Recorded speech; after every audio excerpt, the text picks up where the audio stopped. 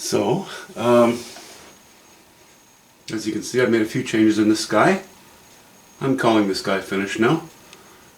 You know, I've dipped in a few spots. There may be more to come, just to show, you know, areas where you can look through the foliage.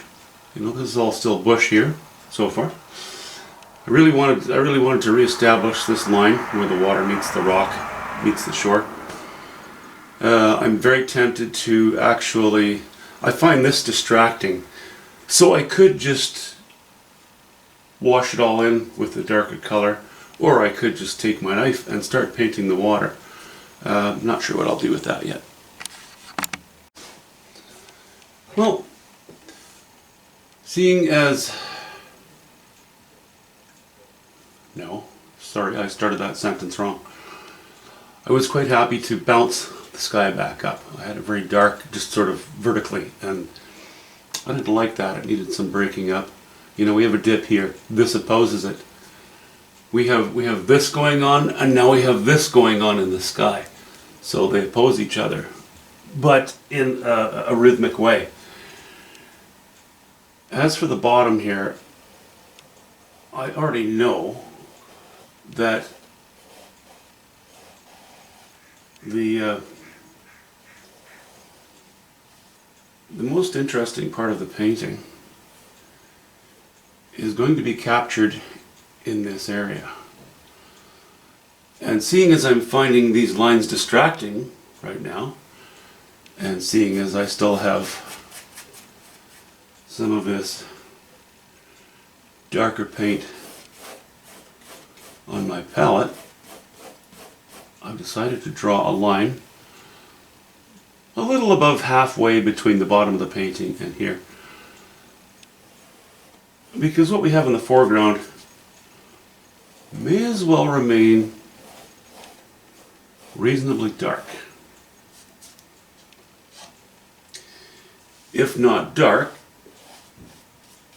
then certainly neutral. But I'm going for dark, because so much of what's going to be dramatic about this little scene is the darker island with the light behind it. He says, bravely, hoping that's how things remain. So yeah, I'm just going to get rid of all of that light that's at the bottom. And I can go ahead.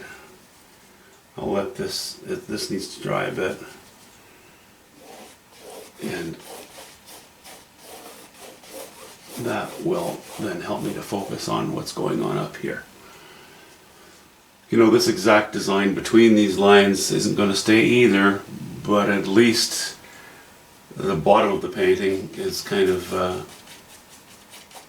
more or less established.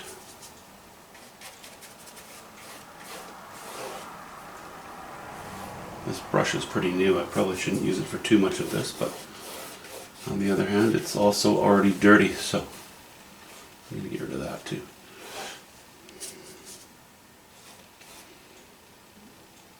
And I have some raw umber left over and a little bit of ultramarine blue, so let's just use that paint up.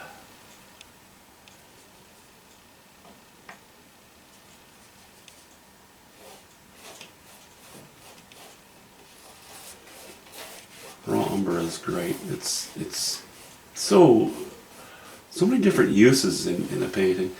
You know, right now I'm using it instead of, see, my combination is always burnt sienna and ultramarine blue, or raw umber and ultramarine blue for my darkest colors. What I prefer with the raw umber is that because of the structure of the particles in raw umber, in the pigment itself, when you lay them down, they're more opaque than burnt sienna is. Burnt sienna tends to go a little bit translucent as you thin it off. Okay, so now rather than being distracted by all of this going on down here, we have some strength. Supports the whole structure, narrows the field of attention. I'll find it a little bit easier now to focus on this, and I may even paint the water before I paint this.